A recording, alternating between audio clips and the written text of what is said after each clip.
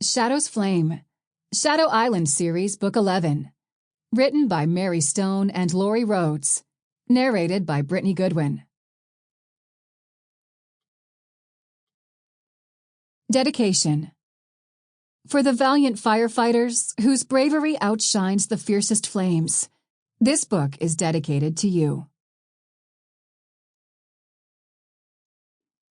Chapter 1. It was so good to be back. Dropping his bag, Bolivar McDaniel waved as the charter boat he'd been working on pulled away from the dock where it had dropped him. The rest of the crew would be heading for the mainland, letting the others off closer to Norfolk. Mac had only been gone for a week this time, which was a bit shorter than most of his fishing gigs.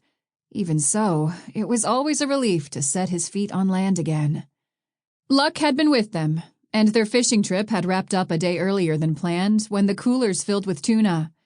All he needed to do now was haul his gear to his car and drive home.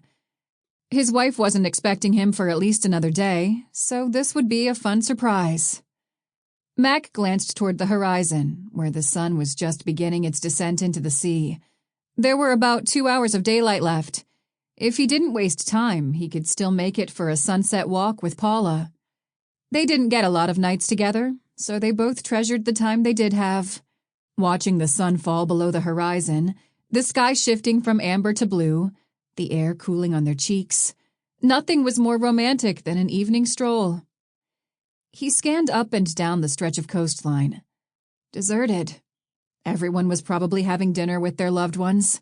Soon enough, that would be him too. Unfortunately, he'd packed too fast upon learning they'd be returning ahead of schedule, and had to dig through his bag to find his car keys. He chuckled to himself, thinking about how Paula would curse nonstop as she searched her purse for keys that she swore had to be hidden at the bottom. Taking inspiration from his wife, he shoved his hand to the bottom of his jam-packed duffel, which required him to kneel and put his arm in all the way up to his shoulder. Wriggling his fingers, he was rewarded by the curve of a metal key ring and wrapped his fingers around it. The keys snagged repeatedly as he pulled, but with a bit of tugging, he managed to free them.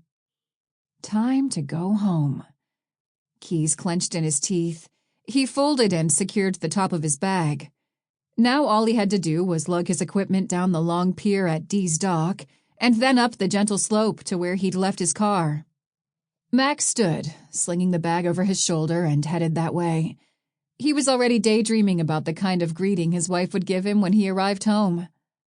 Then he smelled smoke. Sample complete. Ready to continue?